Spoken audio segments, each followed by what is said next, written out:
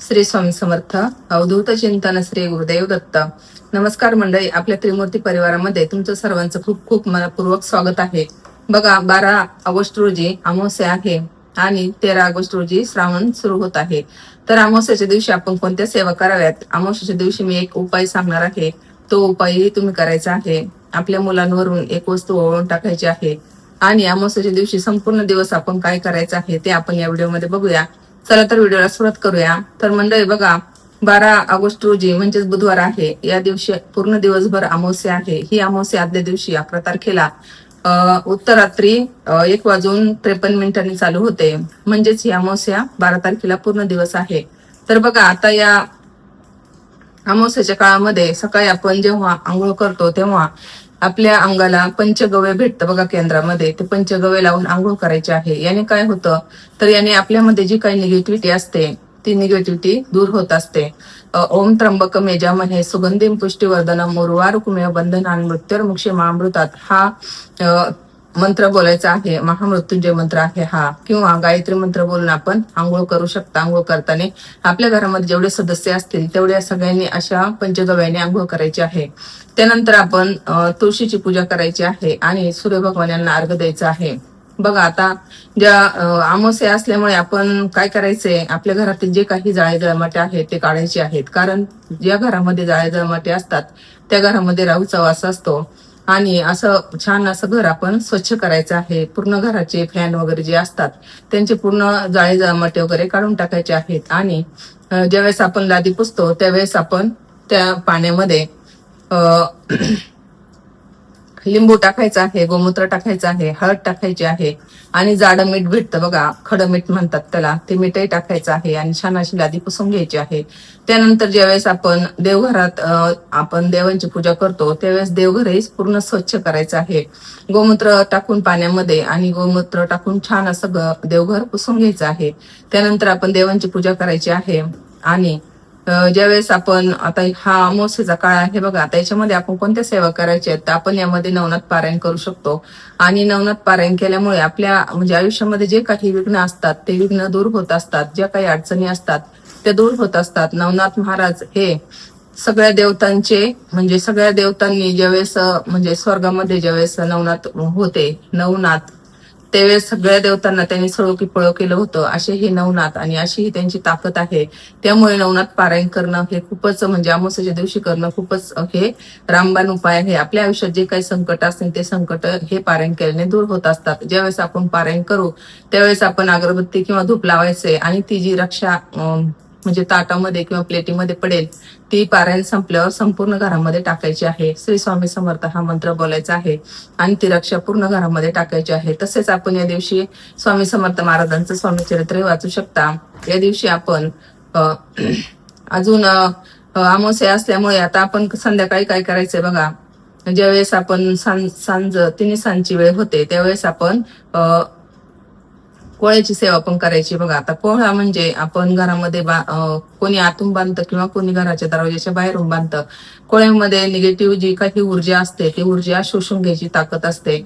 आपल्या घरामध्ये जे कोणी येतं, आता आपल्याला माहित नाही बघा आपल्या घरात कोणी कशा विचाराने येतं किंवा म्हणजे बाहेर जाताना कसा विचार घेऊन जातं आपल्याला माहित नाही. त्यामुळे आपल्या घरामध्ये कोहळा किंवा ओसाला नारळ पण असतं बघा, चिंच, गोरक्षी चिंच असते तीही बांधली तरी चालते, केंद्रामध्ये भेटते. तर असे ह्या ज्या काही वस्तू आहेत त्या आपण त्याच्यावर सेवा घ्यायची आहे. आता तुम्हाला जर कोहळा बांधायचा असेल तर कोहळ्यावर सेवा घ्यायची असते. कोहळा स्वच्छ पूर्ण धुवून घ्यायचा आहे. त्यावर एका साईडने कुंकवाने स्वस्तिक काढायचे आणि दुसऱ्या बाजूने आपल्याकडे जो काही अष्टगंध असतो त्याने ओम काढायचा आहे आणि त्याला एक काजळाची आडवी अशी रेष मारायची आहे. आणि तो कोहळा असा हातामध्ये घेऊन त्यावर खाली धूप लावायचा आहे आणि त्यावर आपण एक माळ श्री स्वामी समर्थ महाराजांचा मंत्र घ्यायचा आहे. त्यानंतर आपण नवर्ण मंत्र घ्यायचा आहे. त्यानंतर आपण 21 वेळा किंवा एक माळ आपण शाबरी मंत्र घेऊ शकतो. त्यानंतर आपण नवनाथांचा मंत्र घेऊ शकतो आणि वलगला सुक्त आणि कालभैरव अष्टक ही त्याच्यावर सेवा घ्यायची आहे. तुम्ही 1 वेळा घ्या, 5 वेळा घ्या किंवा 11 वेळा घ्या.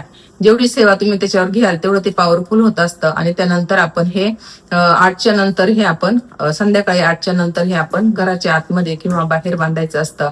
आता हे लाल कपड्यामध्ये बांधा किंवा पिवळ्या कपड्यामध्ये बांधा. तर बघा आता काही सोसायट्यांमध्ये बाहेर बांधून देत नाही, त्यामुळे हे आपण घरात आतल्या साईडलाही बांधू शकतो. त्याच्यामुळे हे जरूर ही सेवा नक्की करा, कारण आपल्या घरामध्ये जी काही निगेटिव्ह ऊर्जा असते ती या सेवेने दूर होत असते.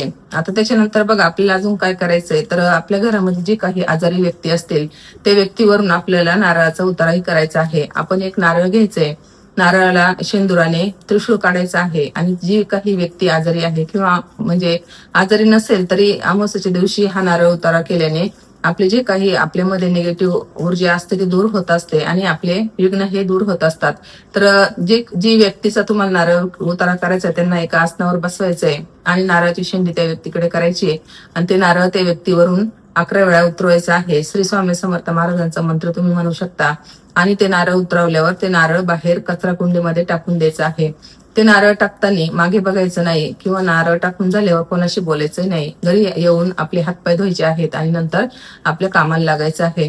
त्याच्यानंतर बघा आता आपण संध्याकाळी ज्यावेळेस तिन्ही वेळ होते त्यावेळेस आपल्याला कापूर होमही मंदिरामध्ये करायचा आहे. एक नारळ घ्यायचा आहे, नारळाची शेंडी देवाकडे करायची आहे, त्यावर भीमसेनी कापूर घ्यायचा आहे आणि तो कापूर म्हणजे सात कापराच्या वड्या घ्या किंवा 9 वड्या घ्या आणि श्री स्वामी समर्थ महाराजांचा मंत्र म्हणायचा आहे.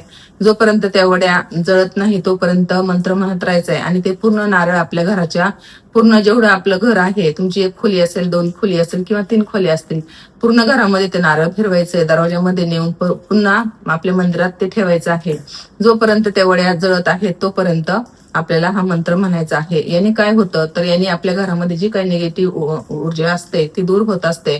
आता हे करताना समजा जेव्हा तुमचा जर नारळ तडकला तर घाबरायचं नाहीये, तर तो नारळ म्हणजे कचऱ्याच्या डब्यात टाकायचा आहे आणि परत दुसरा नारळ घ्यायचा आहे. कारण ज्यावेळेस आपल्या घरामध्ये खूप निगेटिव्ह ऊर्जा असते त्यावेळेस हा नारळ तडकत असतो. नारळाला म्हणजे लाईन येत असते बघा अशी, त्याच्यामुळं घाबरून जायचं नाहीये. तो नारळ कचरा डब्यात टाकायचा आणि परत दुसरा नारळ घ्यायचा आहे. तर बघा अशी ही सेवा अमावस्येच्या दिवशी करायची आहे. त्याच्यानंतर आपल्याला दरवाजाचा उताराही करायचा आहे. दरवाजाचा उताराही तसाच करायचा आहे. एक नारळ घ्यायचा आहे आणि आपल्याला दरवाजाच्या बाहेर जाऊन उभं राहायचं संध्याकाळच्या वेळेस. तुम्ही हा उपाय तुम्ही संध्याकाळी 7च्या नंतर करू शकता, रात्री 12 वाजेपर्यंत, जोपर्यंत अमावस्या आहे तोपर्यंत, 11 वाजेपर्यंत अमावस्या आहे तोपर्यंत तुम्ही करू शकता. दरवाजाच्या बाहेर उभं राहायचंय. आपल्या घरातला जो काही कर्ता पुरुष आहे त्यांनी दरवाजाच्या बाहेर जाऊन उभं राहायचंय, नारळ हातात घ्यायचंय आणि 11 वेळा श्री स्वामी समर्थ महाराजांचा मंत्र म्हणून ते नारळ खालून वरपर्यंत पूर्ण घड्याळाच्या दिशेने ते नारळ उतरायचं आहे. आणि तसंच मगाशी सांगितल्याप्रमाणे ते नारळ बाहेर टाकून द्यायचंय. परत जाताना कोणाशी बोलायचं नाही आणि येताना कोणाशी बोलायचं नाही आणि आल्यावर हातपाय धुवून आपल्या घरात यायचं आहे. तर बघा आता याच्यानंतर आपले जे काही वाहनं आहेत वाहनांचाही असाच उतारा करायचा आहे. वाहन चालू करायचं, स्वच्छ धुवून घ्यायचंय. आधी पाण्यामध्ये असेच मीठ वगैरे टाकायचंय, हळद वगैरे, गोमूत्र किंवा लिंबू टाकायचंय आणि गाडी स्वच्छ धुवून घ्यायची. गाडी चालू करायची जागेवर आणि गाडीचाही असाच उतारा करायचा आहे. नारळ घ्यायचंय, त्याला त्रिशूळ काढायचंय आणि गाडीवरून श्री स्वामी समर्थ महाराज यांचा मंत्र म्हणत 11 वेळा गाडीवरून नारळ उतरून ते टाकून द्यायचं आहे. तर बघा याने काय होतं तर आपल्या म्हणजे जे काही आपले ऍक्सिडेंट वगैरे होतात ते होत नाहीत आणि आपले म्हणजे महिनाभर आपलं संरक्षण होत असतं. आता संध्याकाळच्या वेळेस अजून एक सेवा करायची. बघा पिवळी मोहरी आपल्या केंद्रामध्ये भेटते किंवा जिथे पूजेचं साहित्य असतं त्या दुकानातही भेटते. पिवळी मोहरी घ्यायची, त्याच्यामध्ये आपली अगरबत्तीची किंवा धुपाची जी रक्षा असते किंवा हवनाची रक्षा असते ती उजव्या हातामध्ये घ्यायची. ते दोन्ही एकत्र करायचे आणि खाली धूप किंवा अगरबत्ती लावायची आणि ती अशी मूठ घेऊन त्या अगरबत्तीवर धरायची या धुपावर धरायची अशी. त्याच्यानंतर आपण त्यावर श्री स्वामी समर्थ महाराजांचा मंत्र घ्यायचा आहे. 11 वेळा घ्या किंवा 1 माळ घ्या, तुमच्याकडे जसा वेळ असेल तसा. त्यानंतर वल्गला सुक्त घ्यायचंय, काल भैरवाष्टक घ्यायचंय, नवरनव मंत्र घ्यायचाय, शाबरी मंत्र घ्यायचाय आणि जो काही नवनाथांचा मंत्र आहे तोही घ्यायचा आहे. आणि ही जी काही मोहरी आहे ती सेवा पूर्ण झाल्यावर आपल्या घराच्या प्रत्येक कोपऱ्यामध्ये म्हणजे भिंतीपासून पूर्ण घरामध्ये ती श्री स्वामी समर्थ महाराजांचा मंत्र म्हणत किंवा शाबरी मंत्र म्हणत ती रक्षा टाकायची आहे, ती मोहरी टाकायची आहे. याने काय होतं तर याने आपल्या घराचं महिनाभर संरक्षण होत असतं. ज्या काही म्हणजे बाहेरच्या शक्ती आहेत, ज्या वाईट शक्ती आहेत, निगेटिव्हिटी आहे ती दूर होत असते.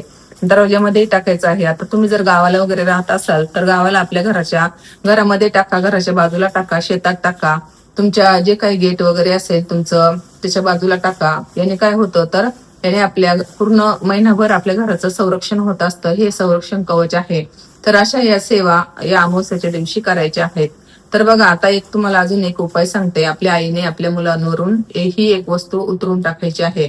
प्रत्येकाच्या घरामध्ये जाडं मीठ हे असतं. तर बघा पूर्वीचे लोक काय करायचे, मुलांना नजर वगैरे झाले की जाडं मीठ घ्यायचे आणि त्याच्या म्हणजे मुलांची नजर काढायचे. तर बघा आपल्या घरातील प्रत्येक मुलाची म्हणजे मुलं आपले बाहेर वगैरे जात असतात, त्यांचं आता बाहेरचं वातावरण कसं आहे कसं नाही म्हणजे कोण कसं ते आपल्याला माहित नसतं. त्यामुळे मुलाला एका आसनावर बसवायचंय, थोडंसं हातामध्ये जाडं मीठ घ्यायचंय आणि त्याच्यावरून 11 वेळा श्री स्वामी समर्थ महाराजांचा मंत्र म्हणून ते मीठ उतरून टाकायचं आहे. आणि हे मीठ उतरवताना एक मंत्र बोलायचा आहे बघा.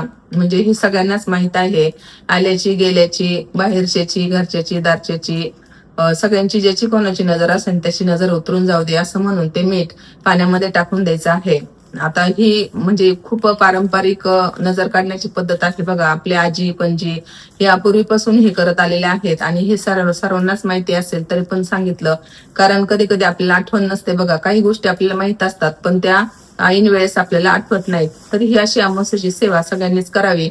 आणि या दिवशी तुम्ही दुर्गा सप्तशती या ग्रंथाचा पाठही करू शकता बघा. ज्यावेळेस राहू काळ असतो त्यावेळेस ज्या आपण जर दुर्गा सप्तशती या ग्रंथाचा पाठ केला त्याचं फळ हे खूप पटीने अनंत पटीने भेटत असतं. तर अशी ही सेवा सर्वांनीच आवर्जून करा. दीपा अमावस्येचा तुम्हाला सर्वांना खूप खूप शुभेच्छा. छान सेवा करा. या व्हिडिओमध्ये एवढंच. सर्वांना श्री स्वामी समर्थ. अवधूत चिंतन. श्री गुरुदेव दत्त.